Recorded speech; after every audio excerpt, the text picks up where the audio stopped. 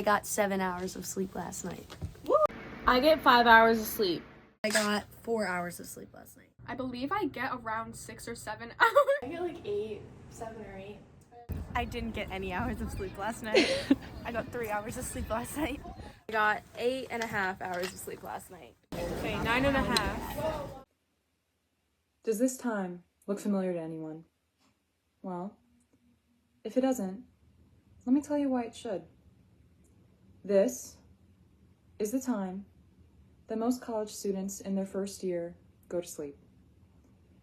This is the time that our day finally ends. But for some strange reason, we're all still convincing ourselves that this is completely normal and that this is all part of our college experience. But it's not normal. Sleep is not optional. Sleep is an essential thing that we need to properly function each day.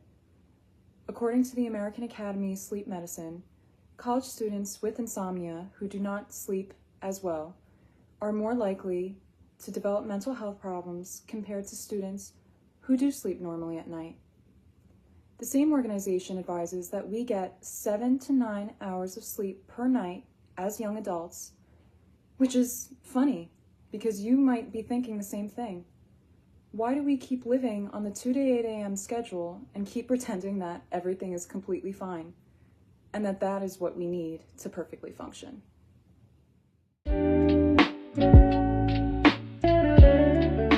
As it gets dark earlier, it definitely makes me more sad and less productive. So During daylight savings, I get like 6 hours of sleep. It's terrible. I get tired very early. It makes me tired, like very tired, because it gets dark earlier. Daylight savings really affects me. It shifts my sleep schedule, so then I end up sleeping later.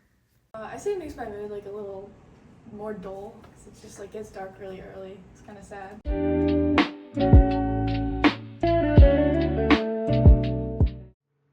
Seasonal affective disorder, or seasonal depression, is a type of depression that shows up during fall and winter when there's less sunlight and it gets colder. Seasonal depression affects sleep because there's less daylight and it throws off a person's internal clock, also called circadian rhythm.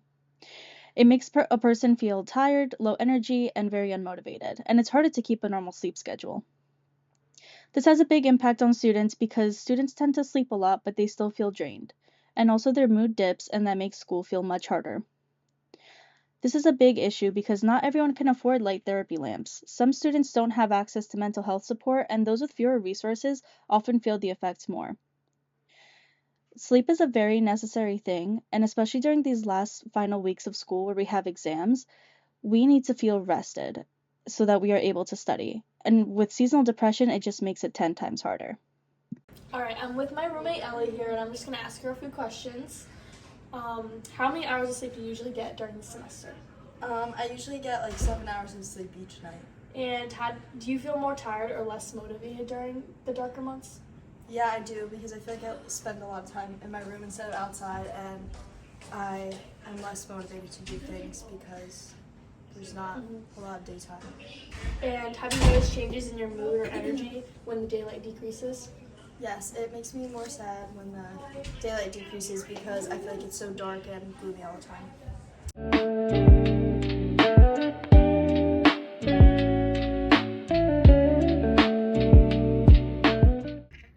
With it getting darker earlier, I often find myself laying in my bed at 4 p.m. and it causes me to kind of not do anything for the majority of the day. And this isn't just a few students. Even the CDC says that over 26% of students in college experience insomnia, which already negatively impacts all factors of our mental health, whether it's memory, our concentration, our ability to handle stress, or even our mood. Even the simplest of tasks seem harder to do. Yeah, you were upset about making your bed or going to your 9 a.m. Imagine doing that when you're chronically sleep deprived. And the part that no one talks about is that it only gets harder. As the semester goes on, and midterms and now finals season, as we can see, rolls in, we just revert to our old habits of drinking caffeine and pulling all-nighters and even trying to make our body feel productive when you're already exhausted. And then, for us in the Northeast, we have another wonderful thing that comes into play. This lovely thing known as daylight savings time makes our days shorter and darker. We wake up in the dark and we go to sleep in the dark, which completely throws off our internal clock and makes us more tired than we were before. For most students, that leads to their struggle with seasonal affective disorder or seasonal depression. So I've also experienced SAD, especially like this semester, and I didn't really notice it before, like when I was in high school. But now, since like it's getting darker earlier, I feel like I don't have enough like time during the day to get things done. And I think the hardest part is like de-stressing, because usually when it's light out, I like to go on walks to like de-stress. But like by the time I finish my schoolwork during the day, it's already dark out and I don't get a chance to go on a walk or like even go to the gym to de-stress or do something. I feel like I'm mostly in my room the whole time, and I think going outside and like getting fresh air is like a really important part of like my de-stressing. So when it gets darker, I don't get that, and I'm just kind of like staying in my room the whole time.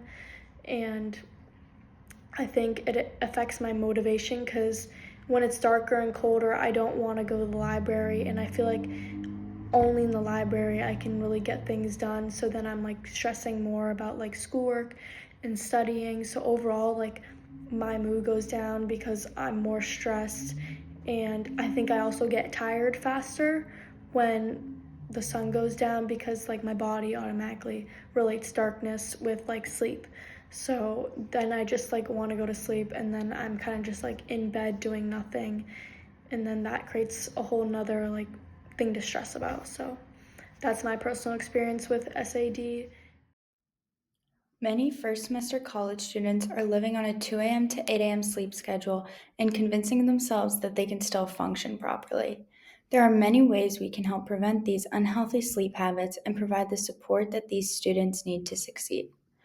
Professors should encourage students to prioritize their sleep habits and mental health so that they adjust to the demands of college life and learn to balance school with their personal responsibilities and avoid burnout. Burnout is a state of mental, physical, and emotional exhaustion caused by prolonged stress or overworking. This is very common in first semester college students, and in order to avoid burnout, professors can provide more reasonable deadline flexibility, allow grace periods to their students, and provide a transparent syllabus. This helps level the playing field for students who don't have the resources that others might, like students with financial stress, odd work shifts, and etc. It allows them to plan ahead to avoid all-nighters or excessive hours. We can encourage campus to promote mental health services by offering free or low-cost counseling, creating peer support and mentorship programs, and educating them on healthy sleep schedules. Especially this time of year with SAD, it is important for campuses to be aware of how their students might be feeling. By doing these, we can spread awareness and empower students to prioritize their well-being. So for our campaign, we just want to get the message out that sleep is very important for your mental health. And the goal isn't just to tell people that they need to get 8 hours of sleep. It's more about helping students with the immediate benefits of sleeping more, like better focus in class, doing better on exams, feeling less irritable, and just having more energy throughout the day. And even getting just like 1 more hour of sleep can make the difference. So we're gonna put up posters like this around campus, and so the title is Sleep Equals Mental Health. So I think that's a very important message to get across. And the first section is just some information about SAD and sleep deprivation and how it can increase your stress and lower your mood. And then the second one is how sleep helps your brain. And then the third one is just like some habits that you can make and how it can make a difference. And then the fourth one is just letting you know you're not alone and some resources that you can reach out to if you're struggling.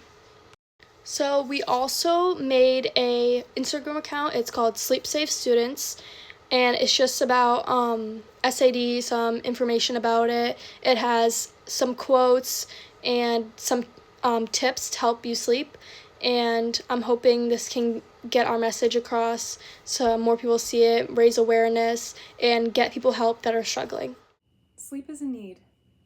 We rely on it to function because it directly impacts our mental health. And it's time we stop taking it for granted. So the next time you think about pulling an all-nighter, just think about the cost it has on your well-being and mental health.